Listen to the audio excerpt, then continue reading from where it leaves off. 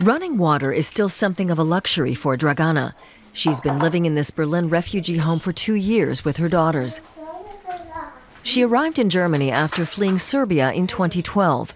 The family are Sinti and are determined never to return. We couldn't stay there. People in Serbia hate us.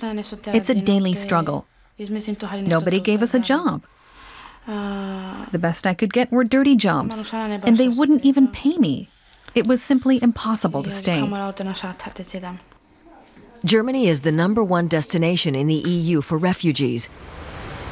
The country is expected to have 200,000 asylum applications this year. The government is worried it may be unable to cope with an influx on this scale.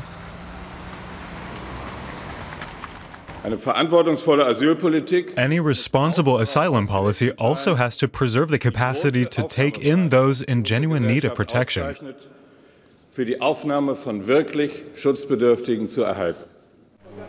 Protection that Sinti and Roma will no longer officially qualify for, despite facing continued prejudice and persecution in their home countries.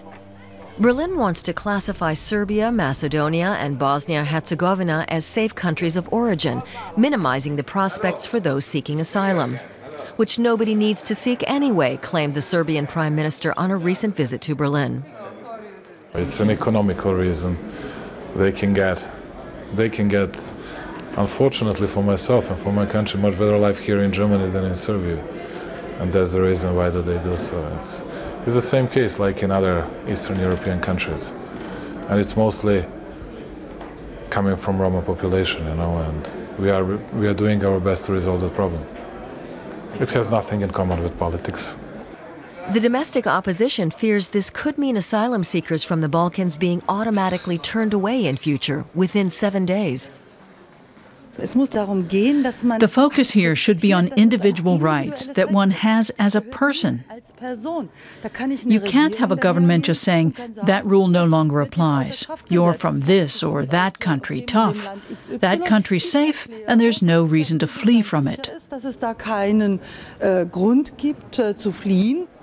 The Social Democrats say the protests are overblown. Each individual can still submit their claims of persecution. The cases will be processed in shorter times. But that's no reason to claim that those affected will be abandoned en masse. Refugee numbers have surged due to global crises and relaxed visa requirements for the Balkans. Local authorities are struggling to provide proper accommodation. While fast-tracking the repatriation of Balkan refugees, however, the new legislation will at the same time open up opportunities for asylum seekers. They will be able to work after just 3 months' residence, as opposed to the current 9 months. A step that was long overdue, say refugee organizations. In the one area, they're introducing better conditions.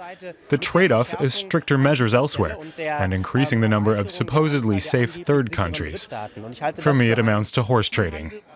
Germany's president has also been critical of the country's asylum policy, calling for more solidarity and less self-righteousness. Are we doing all that we could be doing? What the figures say is Germany and Europe do a lot, but not as much as it sometimes appears. The German authorities were reluctant to repatriate her because she is pregnant. After a nearly year-long process, Dragana's asylum application was declined.